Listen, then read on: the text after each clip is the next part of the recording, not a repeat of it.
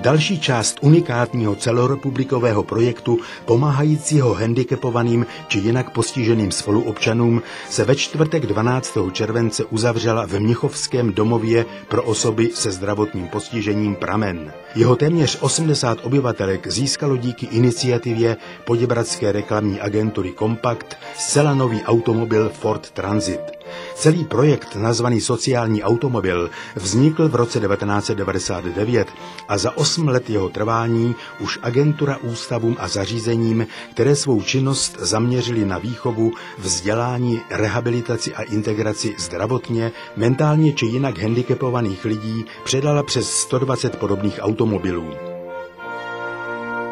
Každá firma, které se trošku daří, by měla trošku pomoci těm, kteří tu startovní čáru nemají takovou, jako mají ti všichni ostatní. Tak z tohoto důvodu jsme si řekli, jsme reklamní agentura, trošku se nám daří, měli bychom něco pro ty postižené udělat. Napadla nás tato věc a tehle ten projekt jsme právě proto rozjeli. V případě Mnichovského domova Pramen se jedná už o 4. sociální automobil v Karlovarském kraji, který agentura Kompakt pomohla získat a předala ho do užívání. Projekt je podporován z příspěvků firem i jednotlivců, kteří si na automobilu zakoupí na 6 let reklamní plochu a přispějí tak na jeho pořízení. To auto je rozkouskovaný a rozpočítaný ty ceny tak, aby se celý projekt uhradil a zaplatil.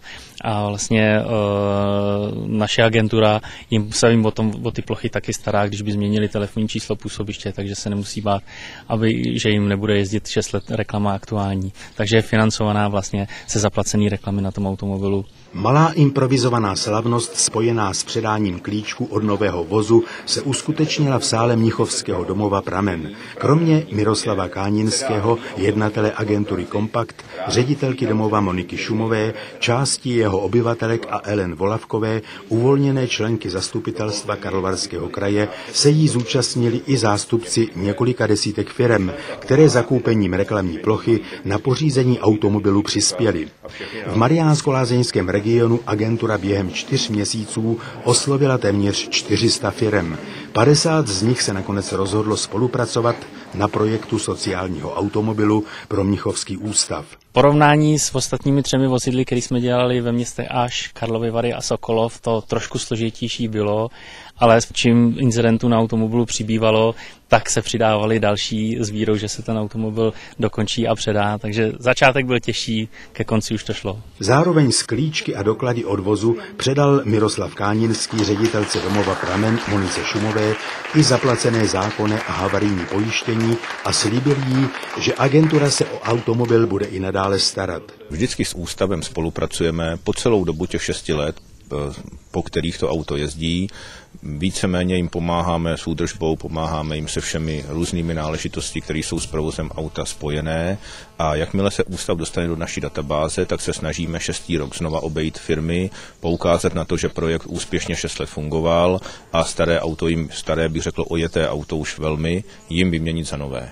Předání zcela nového automobilu ve prospěch domova pro osoby se zdravotním postižením Pramen v Mnichově přivítala i Ellen Volavková, radní Karlovarského kraje, zodpovědná za oblast sociálních věcí a neziskových organizací. Podle té je skvělé, že firmy na pořízení vozu přispěly, protože v tom případě kraji, zřizovateli ústavu, zbydou peníze na jiné projekty.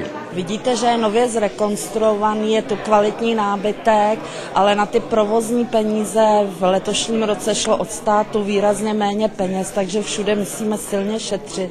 Každá takováhle pomoc je pro nás nesmírně vítaná, protože je zase na další věci.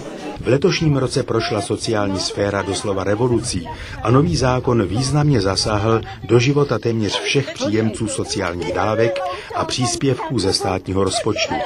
Klientek Mnichovského domova by se ale tyto změny v žádném případě dotknout neměly. A pokud ano, tak jedině k lepšímu. My jsme na tuhle revoluci se připravovali již několik let a Mnichovský Pramen má vypracovaný rozvojový plán i standardy kvality a počítáme s tím, že tak, jak funguje, bude fungovat nadále. Naopak se budeme snažit vybudovat ještě lepší zázemí. Celorepublikový projekt sociálních automobilů se snaží postupně řešit neutěšený technický stav vozidel v ústavech a zařízeních, která se starají o zdravotně či mentálně postižené děti, mládež nebo dospělé. Vozidla jsou často zastaralá a v nevyhovujícím stavu a přeprava vozíčkářů či postižených upoutaných na lůžko se tak mnohdy stává vyloženým hazardem. V době stagnujících nebo spíše stále se snižujících dotací totiž není v silách ústavů pořídit si vůz s odpovídajícími parametry a proto jsou tato zařízení nucena stále více spoléhat na sponzorství nebo charitativní činnost různých organizací. Automobil budeme určitě používat pro dopravu našich klientek, ať k lékaře, na nákupy, ale i na dovolenou a na rekreace a na všechny ty nádherné požitky, které se s autem dají dělat. Já jsem rád, že prostě mariánsko-lázeňské firmy mají sociální cítění a ukázali, že jim nejsou lhostejné záležitosti, které se dějou v jejich mikroregionu a že na ten projekt přispěli a ještě jim touto formou za to děkuji.